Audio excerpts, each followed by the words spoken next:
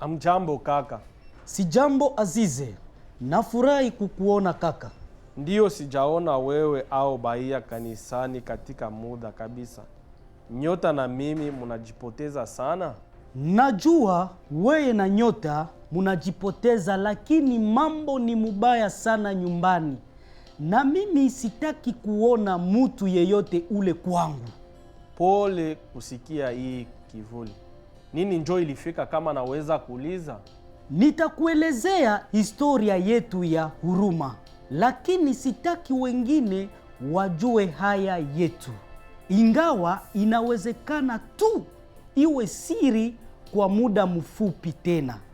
Bahia haliniambia hii masiku kama mbele sisi kuishi katika Marekani, bali mubakaka wakati alikuwa anatembea katika kijiji yetu. Kaka, minasikia huruma sana kwa kusikia hii. Hii ni wakati mgumu sana kwako na kwa Bahia. Lakini wewe unajidanganya na kusema kwamba ni haya yako. Weye unasema kweli. Mambo haya ya Bahia haye njo ilimfikia. Mimi nilimwambia asitoke ye peke mukijiji bila mutu yeyote ule. Yeye hakunisikiliza. Kivuli kaka yangu, au nisikie mimi siseme kama hii ilikuwa mambo ya aya ya Bahia vile. Aya ni ya mwenye mwanaume alifanya hii kitu ya mubaya kwake. Hapana, alikutana na kikundi ya wanaume njo balimubaka. Sasa uniambie kama haiko haya yake? Bahia ni mchafu. Siwezi hata kumwangalia bila kuwaza bale banaume kufanya yenye banapenda kwake. Bahia alilomba bale banaume bamubake? Ilikuwa kupenda yake? Bila shaka hapana. Haiko kosa yake na haiko aya yake. Hapana. Yeye ni mchafu. Inafaa ni muache mbele batu bajue. Vinginevyo nini watu watawaza? Mimi napoteza utu yangu na haki yangu kama mwanaume. Alikuwa bibi yangu.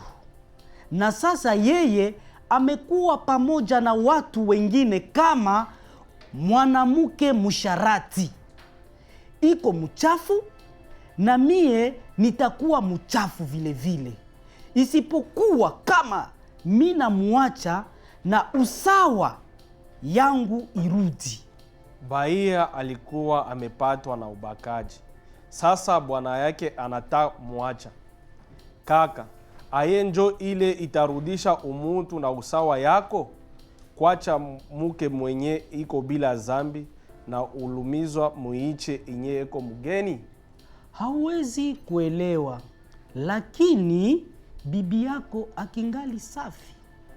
Nyota iko safi, lakini alibakwa vile Mkongo na watu mingi sawa Bahia. Nyota, ulibakwa? Muda gani unaijua? Nilijua siku alifikaka.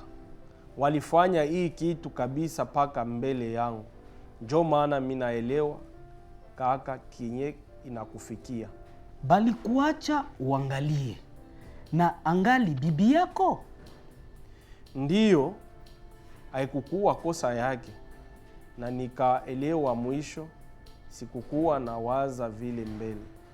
Nilikuwa na waza kama bali muchafula kwa bale banaume na lipashwa kumuacha.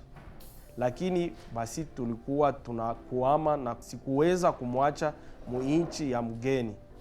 Sasa tukingali pamoja, lakini sikuweza kumukamata sawa bibi yangu. Sikukuwa na musemesha mingi na sikukuwa na lala kukitanda yake. Kama wewe haupashwi. Lakini matendo yangu na maneno zangu ilikuwa na luma Nyota kupita. Aliendaka kwa munganga kwa juu bamutunze bidonda ya mwili yake yenye alipataka kuubakaji. Lakini munganga alisikia vile historia ya Nyota na akamupeleka kwa munganga mwingine, mtu wa mashauri. karibu nyumba zetu. Bidonda ya mwili ya nyota ilipona mwisho. Ilikuwa wakati wa kutunza akili yake. Hakuweza kukula, alikuwa naogopa kila saa mutu alikuwa kumulango yetu na kukuwa na lala busiku. Nyota akaanza kwenda kwa huyu munganga kila juma na sikukuwa tena namusikia eko nalia busiku. Na vile nikaanza kumuona anacheka saa moja moja, akaniambia niende naye kwa ule mtu wa mashauri. Ulienda kwa ule mganga? Mulisimulia nini? Alinisaidia nielewe kama haikukuwa kosa ya nyota kama balimubaka, na vile haikukuwa kosa yangu kama sikuweza kukataza bale banaume. Nilimuelezea juu ya kindani yangu kwa juu sikuweza kuchunga nyota.